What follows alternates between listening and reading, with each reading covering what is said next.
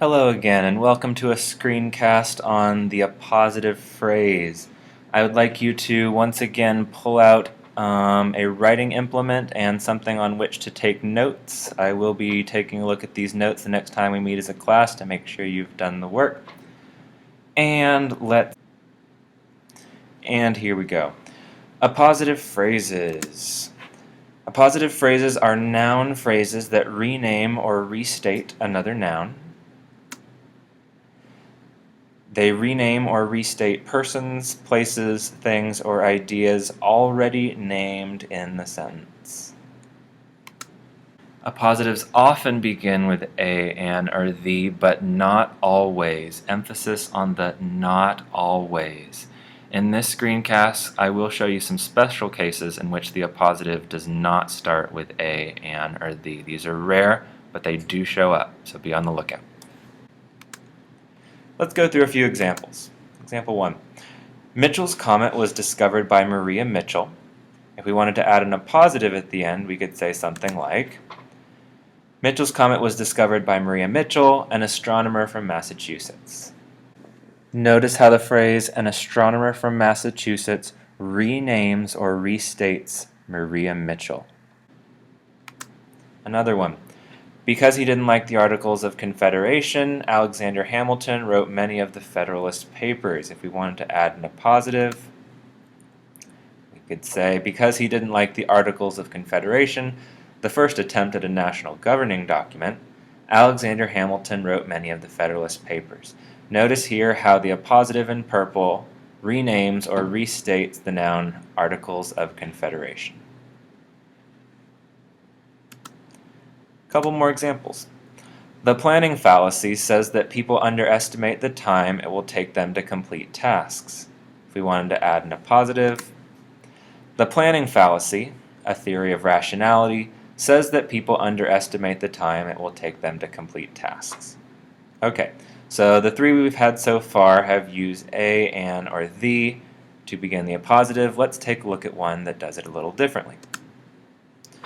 Barack Obama plays basketball to stay in physical shape, which in turn keeps his energy up and gives him more mental stamina. If we wanted to add an appositive that does not start with a, an, or the, but is still an appositive, we could do something like, Barack Obama, our 44th president, plays basketball to stay in physical shape. Here, our 44th president renames or restates the noun Barack Obama, so it is, in fact, an appositive. Alright, hopefully you're getting a sense of the appositive phrase. Now some completions, it's your turn. My sister, the blankety blank blank, studies to become an international journalist. Please pause the video briefly to write down your answer on your piece of paper. Alright, hopefully you're done. You could have written something like, my sister, the curious explorer, studies to become an international journalist. Next up, the dog, a blankety blank blank, barked and nipped at the old woman's heels. Again, I'd like you to pause and take time to write down your own appositive in there. Okay, hopefully you're done. You could have written something like, the dog, a crazed brown chihuahua, barked and nipped at the old woman's heels. Alright, giving you a little bit more liberty here. After the swim meet, the swimmer, blankety blank blank, went straight home to study. Please pause the video and take a moment to write down your own appositive phrase. Okay, hopefully you're done. I'm going to give you an example of an appositive here that would not start with a, an, or the. Your appositive could have, but I just want to give you an example as many times as I can of appositives that don't start with a, an, or the, because those can sometimes be tough. So mine reads, after the swim meet, the swimmer, Simone Barron of Phoenix, Arizona, went straight home to study. Notice how if I have Simone Barron from Phoenix, Arizona, that still renames or restates the swimmer, but it does not start with a, an, or the. Alright, here's another example. The student council raised money for a good cause, blankety blank blank. Go ahead and pause the video, see if you can come up with an appositive. Hopefully you got that. You could have written something like, the Student Council raised money for a good cause, the Humane Society's annual kitten adoption day.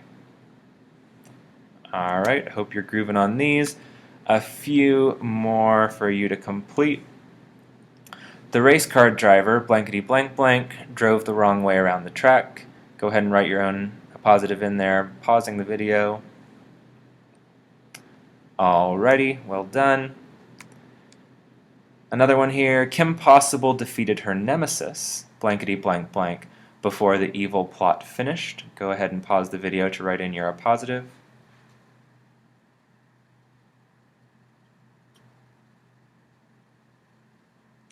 Alright, hopefully you finished that. Okay, one more. My life goal, blankety blank blank, is posted prominently beside my desk. Once again, I'd like you to pause the video, writing in your brief appositive there. Okay, hopefully you're done with that. I do want to take a moment on this one because I wrote this sentence specifically to talk about a tricky issue with appositives. The appositive that I wrote was, my life goal, to make the world a better place for everyone, is posted prominently beside my desk. Okay, let's take a look at this here. What I wrote is, my life goal, to make the world a better place for everyone, is posted prominently beside my desk. Take a look at this appositive. You might notice that the phrase here looks like something else we've studied before. Can you remember what that phrase was? Yeah, it looks like an infinitive phrase. It starts out with to plus a verb plus the info, but this is not an infinitive phrase. Based on your notes from today's lesson, can you figure out why? Think about that for a moment.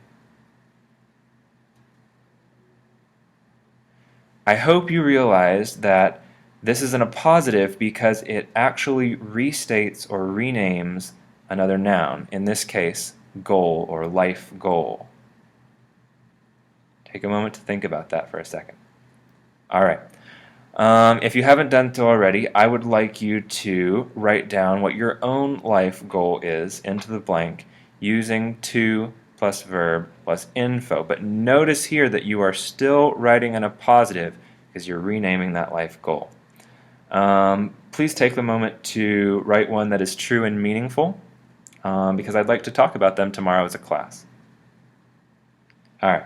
Furthermore, I'd like to just take a brief tangential moment to talk about the sentence as a whole. My life goal is posted prominently beside my desk. It is psychologically beneficial to remind yourself frequently of your life goals. People who articulate their goals daily, either by saying them aloud or by reading them or by writing them down, are more likely to achieve those life goals. That's because by articulating your goals regularly, you remind yourself of what you're working towards and make daily decisions based on them. Your goals are prioritized. You are also more likely to see opportunities to make progress on those aspirations in your daily life because they are closer to the forefront of your brain. You are more prepared to capitalize. Alright. Little tidbit for today.